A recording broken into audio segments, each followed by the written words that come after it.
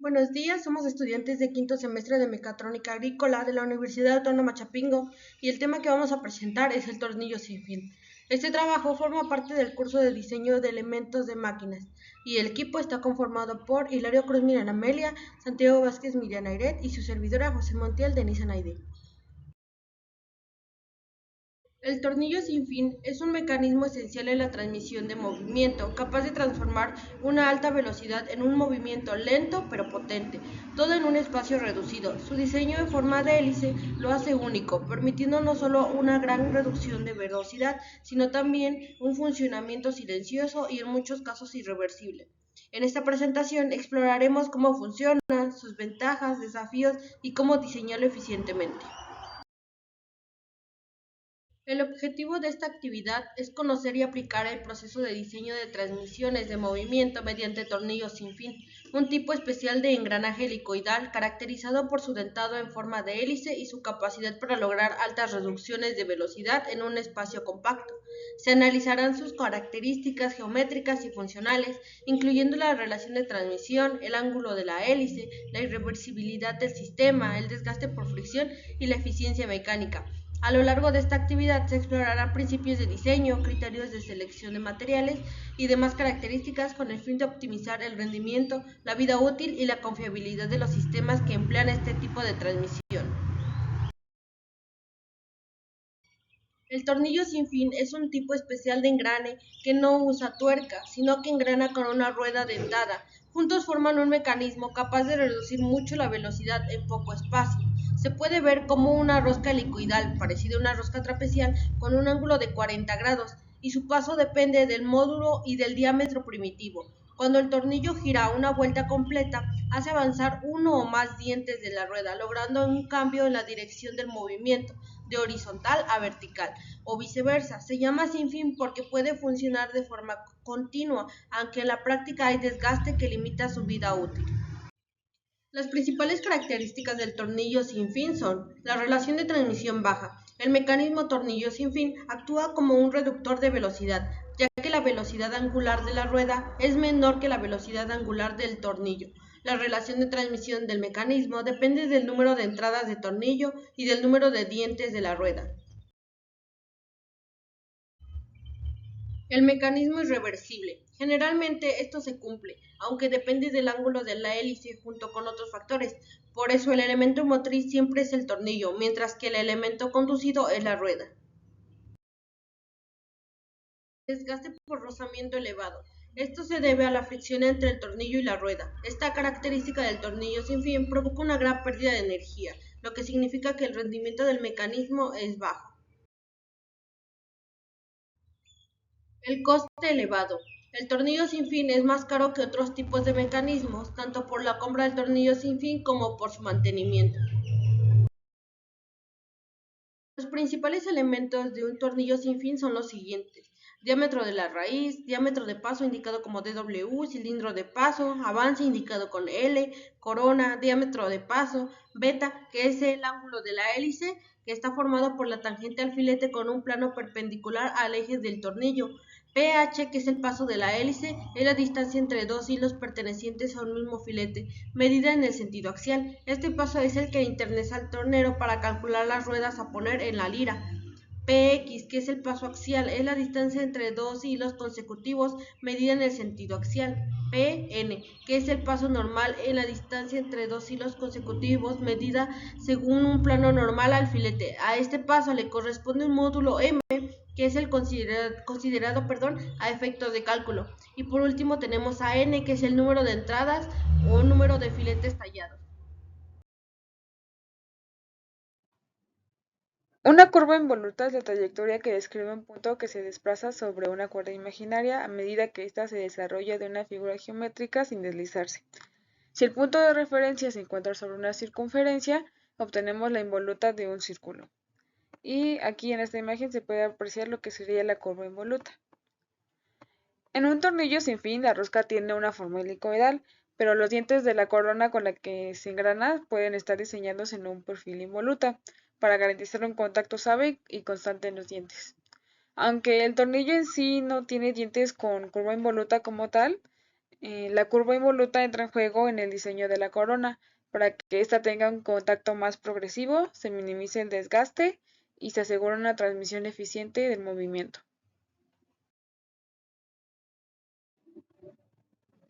Cuando la curva involuta no solo se desarrolla en un plano, sino que además avanza helicoidalmente alrededor de un eje mientras gira, da lugar a lo que se le conoce como una helicoide involuta.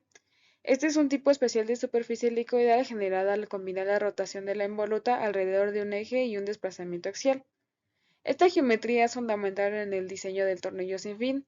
En este mecanismo, la hélice que forma la rosca del sinfín no es simplemente una hélice cilíndrica, sino que su perfil es precisamente una helicoide involuta, lo que permite el contacto entre el tornillo sin fin y la rueda sea gradual, progresivo y de alta eficiencia.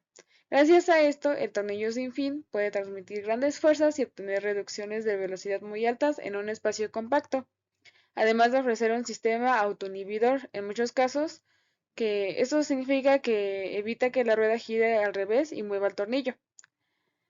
La utilización de la helicoide involuta en el sinfín garantiza una mayor vida útil y un mejor rendimiento, reduciendo fricción, desgaste y mejorando el contacto entre superficie de trabajo. El diseño de engranajes de tornillos sin fin está influenciado por dos parámetros clave: el ángulo de presión, que determina la eficiencia y transmisión de carga, y la profundidad de los dientes, que afecta la resistencia y contacto entre el tornillo y la rueda. El ángulo de presión es el ángulo entre la dirección y la fuerza de contacto y la línea normal a la superficie del diente. En engranes de tornillo sin fin, los valores típicos son 14.5 grados, usado en sistemas más antiguos o de baja carga; 20 grados, estándar de la mayoría de los engranes comerciales, y ofrecen un buen equilibrio entre eficiencia y resistencia. 25 grados se usa en aplicaciones de alta carga para mayor resistencia al desgaste.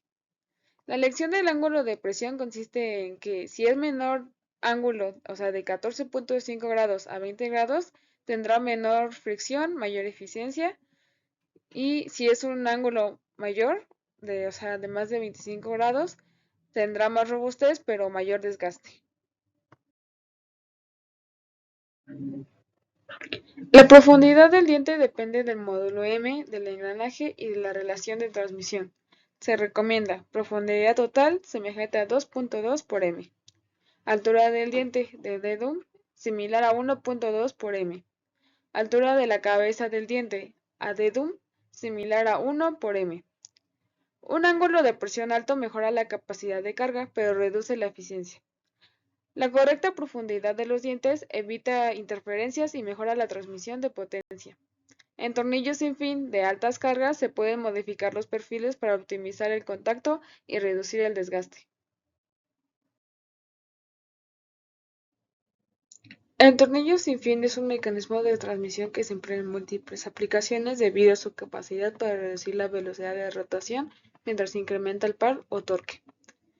Uno de los usos más comunes es en motores eléctricos pequeños, donde permite transformar una alta velocidad de giro con bajo par en una baja velocidad o un par elevado, lo cual es esencial para dispositivos que requieren fuerza pero no rapidez.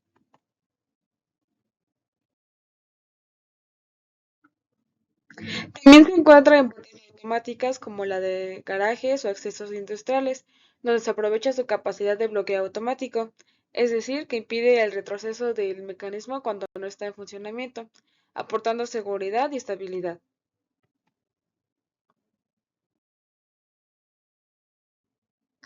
En el ámbito musical, este mecanismo se utiliza en instrumentos como la guitarra, el violín o el bajo, dentro de los clavijeros, para ajustar con precisión la tensión de las cuerdas, y gracias al tornillo sin fin se pueden realizar pequeños ajustes sin que el sistema se deslice hacia atrás.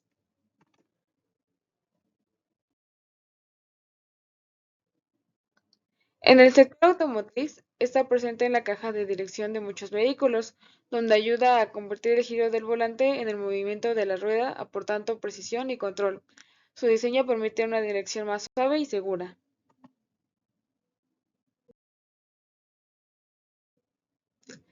Además, los sistemas de transporte y elevación como las cintas transportadoras o elevadores de carga utilizan este mecanismo por su capacidad para soportar grandes cargas y su fiabilidad en condiciones exigentes. Se emplea ampliamente en ingeniería mecánica, minera, agrícola e industrial. Explicar el ejemplo 13-10 que trata sobre un tornillo sin fin y su interacción con una corona dentada. Primero vamos a revisar el enunciado. Tenemos un tornillo sin fin de 2 dientes con sentido a la derecha que transmite un caballo de fuerza a 1200 revoluciones por minuto a una corona de 30 dientes. La corona tiene un paso diametral transversal de 6 dientes por pulgada y un ancho de cara de 1 pulgada. El tornillo sin fin tiene un diámetro de paso de 2 pulgadas y un ancho de cara de 2,5 pulgadas. El ángulo de precisión normal es de 14,5 grados. El problema se divide en dos apartados. En el inciso A debemos determinar el paso axial, la distancia entre centros, el avance y el ángulo de avance. En el inciso B se nos da una figura, la 13-43, que representa el sistema en un esquema. Se nos indica que la corona está soportada por cojinetes en los puntos A y B y debemos encontrar las fuerzas que ejercen estos cojinetes contra el eje de la corona, así como el par de torsión de salida. Bien, vamos a resolver el inciso A, que nos pide el paso axial, la distancia entre centros, el avance y el ángulo de avance. Empezamos con el paso axial. Este es el mismo que el paso circular transversal del engrane y se obtiene con la fórmula, donde P es el paso diametral. Sustituyendo valores en esta fórmula nos da un resultado de 0,52 pulgadas. Luego, para calcular la distancia entre centros, usamos el diámetro de paso de la rueda. El diámetro del paso de la rueda se calcula mediante la fórmula dg es igual a ng entre P. Sustituyendo valores nos da un resultado de 5 pulgadas. También el diámetro del tornillo sin fin es de 2 pulgadas, así que sustituyendo valores en la fórmula de C, la distancia entre centros es de 3,5 pulgadas. 2 es el diámetro del tornillo sin fin y 5 es el diámetro de paso de la rueda. Para el avance usamos la fórmula que se obtuvo de la ecuación de la figura 1327. El avance es 3,5 pulgadas. Finalmente calculamos el ángulo de avance usando la fórmula. Si se recurre a la ecuación 1328 se obtiene 9,45 grados.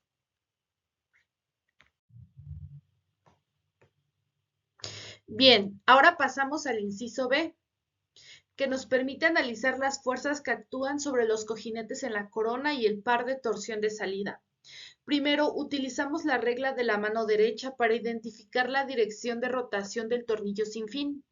Si apuntamos el pulgar en la dirección positiva del eje X y giramos como si el tornillo fuera un perno en rosca derecha, la corona girará en el sentido de las manecillas del reloj, es decir, hacia la dirección negativa del eje X.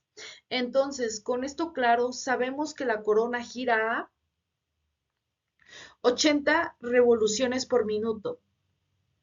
Eso se sabe con la ecuación ng es igual a 2 entre 30 por 1200. Eso da un valor de 80 revoluciones por minuto. Ahora calculamos la velocidad de la línea de paso de la corona con la fórmula que aparece en pantalla, que es igual a V con un coeficiente G, es igual a pi por dg por ng entre d12. Esto da un valor de 105 pies entre minutos. Bien, ahora la velocidad de deslizamiento es la clave para calcular la fricción y la potencia. Se obtiene con la ecuación que aparece en pantalla. Recordemos que B con un coeficiente W se obtuvo anteriormente, dando como resultado 628 pies entre minutos. Eso se sustituye en la fórmula. Y también el valor de delta, que ya lo habíamos calculado anteriormente en el inciso A, que dio un valor de 9,46 grados, se sustituye en esta ecuación y nos da un valor de 637 pies entre minutos. Con la velocidad de deslizamiento ya obtenida, ahora calculamos la fuerza tangencial que transmite la potencia usando la ecuación de potencia en caballos de fuerza. Esta fuerza actúa en dirección negativa del eje X, como ya analizamos al inicio con la regla de la mano derecha. En la siguiente parte se va a continuar con el análisis de fricción y fuerzas resultantes, usando las figuras. También se aplicará el coeficiente de fricción.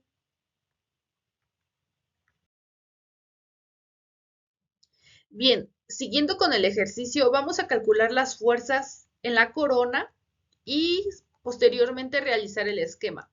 Ahora vamos a calcular la fuerza total W que actúa sobre la corona usando la fórmula, sustituyendo los valores conocidos en la fórmula. Obtenemos un valor de 278.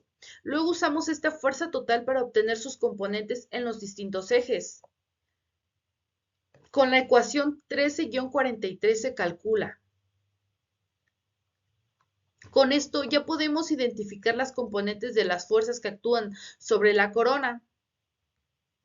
Fuerza en el eje X, fuerza en el eje Y y fuerza en el eje Z. Estos signos negativos indican que las fuerzas están en la dirección opuesta al sistema de coordenadas positivo. Finalmente, con esta información se pide trazar un esquema isométrico que podemos ver al lado derecho de la imagen. Aquí están representadas las fuerzas que actúan en los puntos de apoyo A y B y también en el torque de salida T. Siguiendo con el ejercicio, primero sumamos las fuerzas en dirección X. Según el diagrama tenemos una fuerza FBX que representa la reacción del cojinete en B sobre el eje en la dirección horizontal. Aplicamos la primera condición de equilibrio. FB es igual a menos 52.5 libras. Eso significa que la reacción en B tiene un valor de 52.5 libras de fuerza y va hacia la izquierda, ya que es negativa. Luego tomamos momentos respecto al eje Z para eliminar las fuerzas que no producen momento en ese plano. Tenemos dos fuerzas, WG2 y WG1, ambas generando momentos en sentido opuesto a las reacciones en B. Aplicamos la ecuación de momento que se muestra en pantalla. Sustituimos los valores dados. Esto representa la reacción vertical en B, 58.9 libras fuerza. Ahora tomamos momentos respecto al eje Y, que nos ayuda a encontrar la reacción vertical en A, o sea, FBZ. Se usa la ecuación dando un resultado de 99.99 libras fuerza. Finalmente sumamos las fuerzas en la dirección Y para encontrar FAY, obteniendo un resultado de 10.7 libras fuerza sustituyendo valores. Con esto ya todas las reacciones en los puntos A y B. Este análisis es fundamental para asegurar que el sistema esté en equilibrio, considerando tanto fuerzas como momentos en los diferentes ejes.